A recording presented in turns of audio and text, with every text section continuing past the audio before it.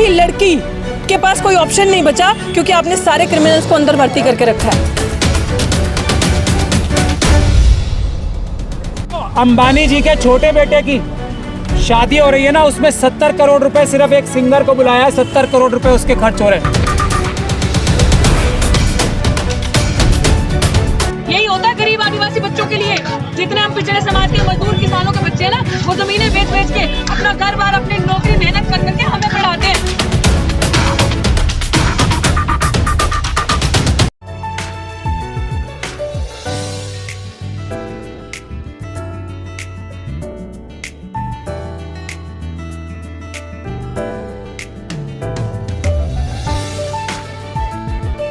और अभी वर्तमान की जो सरकार है, जिस तरीके से गुंडागर्दी, दहशत, बेफालतू की और बेईमानी, करप्शन, पैसा ले लेकर लोगों की अपॉइंटमेंट करना, जो पढ़ा रहे हैं उनकी थालियों से निवाले छीनना, ये वो दुख और ये पीड़ा है कि आज मुझे इस यूनिवर्सिटी से डिग्री करने के बाद ये करना पड़ रहा है। प्लीज मेरी डिग्री दिखाइएगा। मेरी सुना इधर करो, मेरी डिग्री फ्रॉड नहीं है, मेरी डिग्री झूमने वाली नहीं है, मेरी डिग्री दिखाना पहले। मैं डिग्री लगा के बैठी।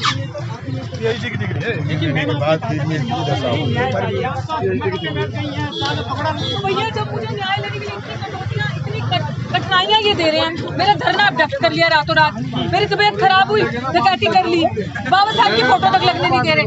उसके बाद 144 इस जगह क्या काम है? 144 का है यहाँ पे क्या काम है? धारा 144 का हमारे लोगों को डिटेन कर रहे हो, प्रदर्शन करने नहीं दे रहे। तो मेरे पास तो यही ऑप्शन बचा ना भाई, बताने का, ईमानदारी का, कि आपके लिए आप जुमला बोलोगे तो ऐसे निकल जाओगे गली से, हैं? पढ़े लिखा युवा पकड़ लेगा आपको, अब कॉलर से पकड़ेगा और सवाल पूछेगा हर एक चीज का। मैं तो पूछूंगी, इसलिए मैं बैठी हूँ। तो पीएचडी वाले पकड़ तो लेंगे क्या आप?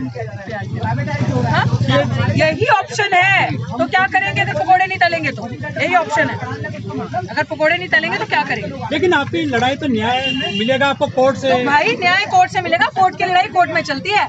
जस्ट यहाँ पे तारीख पे तारीख मिलती है, सुना ना डायरेक्ट तारीख पे तारीख। तो कोर्ट अपना काम करेगा। हमें इतना पता है कि 20% न्याय कोर्ट से मिलेगा, 80% आपको सड़कों पे लड़ना पड़ेगा, और हम लड़ रहे हैं। हमारा, आप कोर्ट की बात मत किया करो, ठीक है?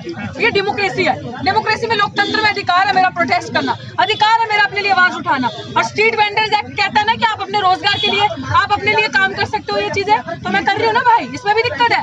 क्यों दिक्कत? पता क्यों है? क्योंकि जुमला दिया ना, पकौड़े बेचो, रोजगार है, पढ़े लिखे, कर लिया, पकौड़े बेच लिया। देखिए पकौड़े तले जा रहे हैं, करीब 1 घंटा हो गया है। और ये जो पिछड़ा समाज है ना, दलित आदिवासी पिछड़ा समाज, ये उनके लिए एक लेसन है कि हमें क्या करना पड़ रहा है, हमारे लिए क्या ऑप्शन बचा है। तुम्हारे पकौड़े आ रहे हैं। लेकिन सबसे बड़ा सवाल है कि आपका धरना जब हटाया गया था तो यहाँ साफ सफाई की गई थी, झाड़ू मारी गई थी। साफ सफाई नहीं भैया, शुद्धिकरण, शुद्धिकरण। साफ पकौड़े कौन खाएगा फिर ऐसे नहीं? तो भैया यही तो चैलेंज है, जो अब आपको अपना प्रमाण दिखाना पड़ेगा। अब प्रधानमंत्री जी को दिखाना पड़ेगा कि कितने बड़े जातिवादी हैं। नहीं है तो आओ मेरे हाथ के पकौड़े खाओ, आओ। बोला ना युवा रोजगार आपका पकौड़े, तो अब भैया खाओ। छुआछूत नहीं करेंगे क्या आपसे? जातिवाद तो है यूनिवर्सिटी में बताते हैं आप। वही तो दिखा रही हो। अब अगर मुझे रोजगार भी नहीं लगाने दिया जाएगा फिर तो मैं बताऊंगी। अगर मेरे रोजगार में भी लात मारोगे फिर तो मैं बताती हूँ। घर में कितना ऐसा काम करती हैं आप रसोई में जिस तरह आज भैया माँ बाप ने सारा काम खुद किया। हमारे गरीब माँ बाप ने हमें पढ़ाया लिखाया, अपना सब कुछ बेच के रुपए लगाया। यही होता है गरीब आदिवासी बच्चों के लिए। जितने हम पिछड़े समाज के मजदूर किसानों के बच्चे हैं ना, वो जमीनें बेच बेच के अपना घर बार अपनी नौकरी मेहनत कर करके हमें पढ़ाते हैं कि हमारे बच्चे बड़ी यूनिवर्सिटी में जाएंगे, पढ़ेंगे लिखेंगे, कुछ करेंगे। मुझे ये करना पड़ रहा है क्योंकि मुझे सिस्टम से धोखे से निकाला गया, बेईमानी हुई मेरे साथ। करप्ट प्रिंसिपल को अंदर रखा कुर्सी पे, वो अंदर है क्रिमिनल जिसके ऊपर चार्जशीट है। मैं तो यही करूंगी ना, जब आपने पूरी सत्ता से प्रोटेक्ट कर रही है तो मेरे लिए ऑप्शन क्या है? बहुत महंगा हो गया तेल, बेसन, सब्जी, प्याज वगैरह, कैसे सर्वाइव कर पाओगे? भैया देखते हैं, जितना महंगा हुआ, जितना कर सकते हैं करेंगे भाई, मेहनत। तो मोदी जी ने ठीक कहा था कि आत्मनिर्भर बनिए आप। देख लो, बन गया आत्मनिर्भर। क्या आपसे पहले कोई पीएचडी करेगा आपके बाद? जिस तरह आपको झेलना पड़ रहा है। मैं तो कहती हूँ करो, लेकिन अपने हक अधिकार के लिए लड़ो, अपने लिए आवाज उठाओ, चुप नहीं रहना, आपको पीछे नहीं हटना अपने हक अधिकार के लिए, इसीलिए आपको लड़ना है। कैसे कटेगी जिंदगी? अगर 2 मिनट में दे रहे, क्या जिंदगी कट जाएगी पकौड़े तलने से आपकी इस तरह से सड़क पर? भैया क्या करें, जिंदगी ऐसे भी तो मर मर के कट रही है हमारी, ऐसे भी तो मर रहे हैं हम हर दिन। पढ़ने करने के लिए शिक्षा इतनी महंगी कर दी, नेशनल एजुकेशन NEP जैसी पॉलिसीज हम पे थोप दी, तो शिक्षा तो पैसे नहीं कर रहे, सरकारी संसाधन सारे बेच दिए, संस्थाएं, हमारे पास बचा क्या भाई? यही बचा ना, तो यही तो कर लें, कुछ तो कर लें। आपकी इस दुकान में कितने लोग हैं जो आपका हेल्प कर रहे हैं? कितने लोग आप कर्मचारी रखे हैं आपने? अभी कोई कर्मचारी नहीं रखा, मेरे स्टूडेंट्स ही, मेरे जो साथ ईमानदारी से पहले दिन से आंदोलन में लगे वही लोग मेरे साथ हैं, जो मेरा साथ दे रहे हैं, पूरी ईमानदारी से देंगे और पूरा समाज मेरे साथ है। और मैं बार बार बता रही हूँ, अम्बेडकर की बच्ची हूँ, हार नहीं मानूंगी, हक मांग के नहीं हलक से छीन के लूंगी। बहुत जिद्दी है, बहुत टू अच्छा ये ठेला बनाया, कितने पैसे लगे इसमें बाकायदा? इसमें आप प्राचा जी से पूछें। अच्छा कल ये दुकान सबने थोड़ी थोड़ी मदद करी है, लेकिन एमसीडी वाले भी आते हैं यहाँ पर, वो आ जाए, मैं क्या कर रही हूँ? मैं अपना ठेला घुमाती रहूंगी हर जगह, मैं रोजगार में बैठी थोड़ी हूँ, यहाँ से जाऊंगी वहाँ जाऊंगी, VC ऑफिस जाऊंगी, दौलत खान कॉलेज जाऊंगी, फिर प्रधानमंत्री आवास पे जाऊंगी, अपने पकोड़े बेचूंगी। और सबसे स्वादिष्ट पकोड़ा मेरे यहाँ का है जुमला पकोड़ा। जुमला पकोड़ा, ये तो मोदी जी के नारे बताए जाए। और आज मेरे धरना प्रदर्शन को 189 डे पूरे हो गए। कितने के पकोड़े बिके हैं आज पहला दिन? मैंने भी देखे, अभी ये सारा हिसाब किताब वो बताएंगे, अभी साहब बताएंगे, कल को छापा पड़ने वाला है। अच्छा मम्मी पापा क्या कहते हैं, भाई वगैरह? पड़ जाए छापा भाई, देख लो हमारे पास क्या है, डालो छापा डालो, एक काम करो हमारे पास छापा डालो, पता चले हमारे पास क्या है। खबर बनेगी 1 करोड़ के पकौड़े पहले दिन बेच दिए, हमें भी पता चले हमारे पास क्या है, हमें तो ऐसे पता नहीं हमारे पास क्या है। आप छापा डालो, हमें पता चले हमारे पास क्या है। अच्छा आपको ताकत कहाँ से मिल रही है? इतनी जिद्दी हैं आप, इतना टक्कर दे रही हैं पुलिस प्रशासन को। Have you read Ambedkar? Have you read Periyar? Have you read Savitribai Phule? Go and read, आपको पता चलेगा कि आपको ताकत कहाँ से मिलती है। आप जाइए, अम्बेडकर की जितनी वॉल्यूम्स हैं उनको पढ़िए, आपको पता चल जाएगा। जब आप उनके संघर्ष को देखेंगे, आप उनको पढ़ेंगे, तो आपके अंदर ये ऊर्जा, ये जज्बा आएगा लड़ने का, और सर उठा के जियोगे, झुका के नहीं। उत्तर प्रदेश के रामपुर में बाबा साहब की प्रतिमा के लिए तक लड़की की हत्या कर दी, गोली मार कर। वही, यही दुर्भाग्य हमारा, हमारे बच्चों को मारा जा रहा है, हमारे बच्चों पे गोलियां चलाई जा रही हैं, हमारे बच्चों को बेरोजगार किया जा रहा है। ये इतनी महंगी पॉलिसीज इसलिए लाई जा रही है ताकि हम लोग सिस्टम में ना आए। हमारे बच्चों को या तो उन पे कोई एक्ट डाल दो, या तो उनको गोली मार दो, या तो इतना मेंटली हरास करके प्रताड़ित कर दो, इंस्टीट्यूशनल मर्डर हो जाए उसका। इसी के खिलाफ हमारे पे लड़ना है। रोहित वेमुला याद है, फाइल 30 याद है, डॉक्टर रितु को वो ट्रेंड तोड़ना है, नहीं होगा।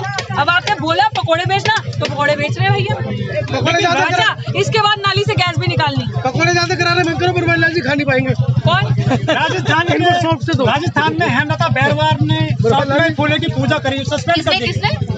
हेमलता बैरवार राजस्थान में सावित्रीबाई जी की पूजा करी। हाँ, 26 जनवरी सरस्वती की को छोड़ के सावित्रीबाई फुले का फोटो सस्पेंड कर दिया, वो भी सस्पेंड कर दिया। तो फिर सोचो ना, आपके और लिए उसी के क्या है? समाज के मंत्री ने, आप सोचो आपके लिए क्या है सिस्टम में।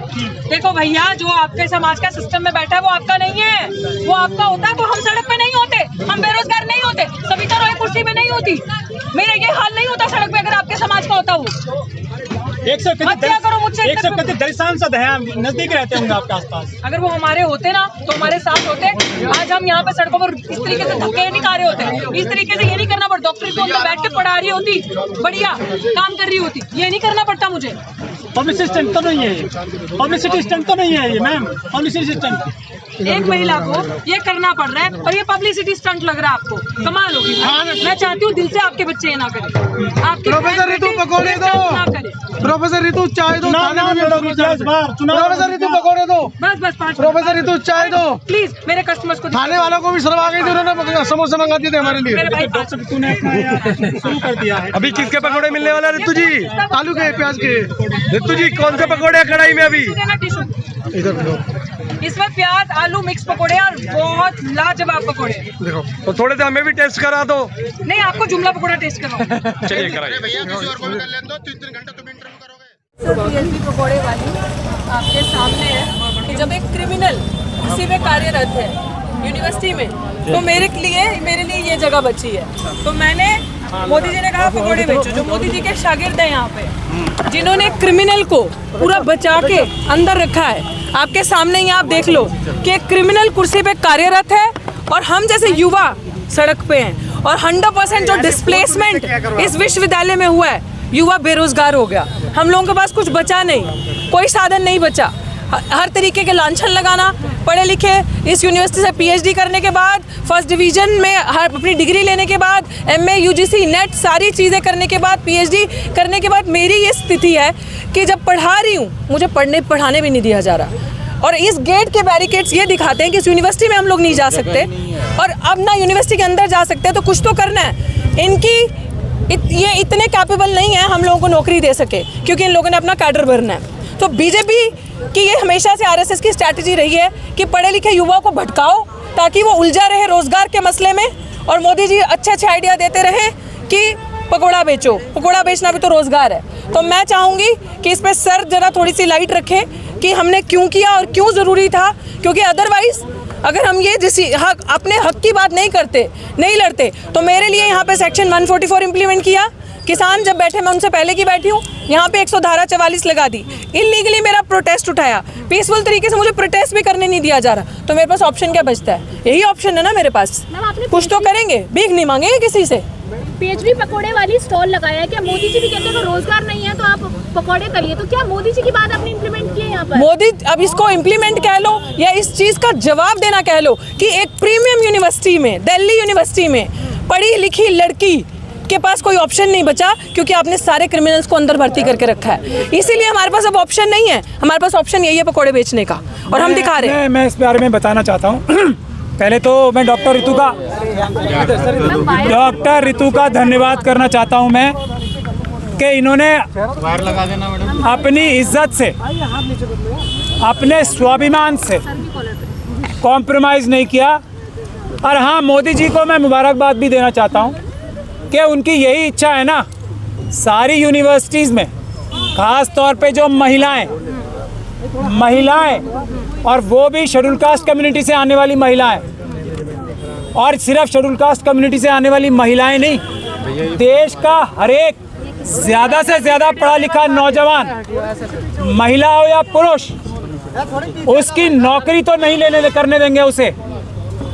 और जो अंबानी जी के छोटे बेटे की शादी हो रही है ना, उसमें 70 करोड़ रुपए सिर्फ एक सिंगर को बुलाया है, 70 करोड़ रुपए उसके खर्च हो रहे हैं।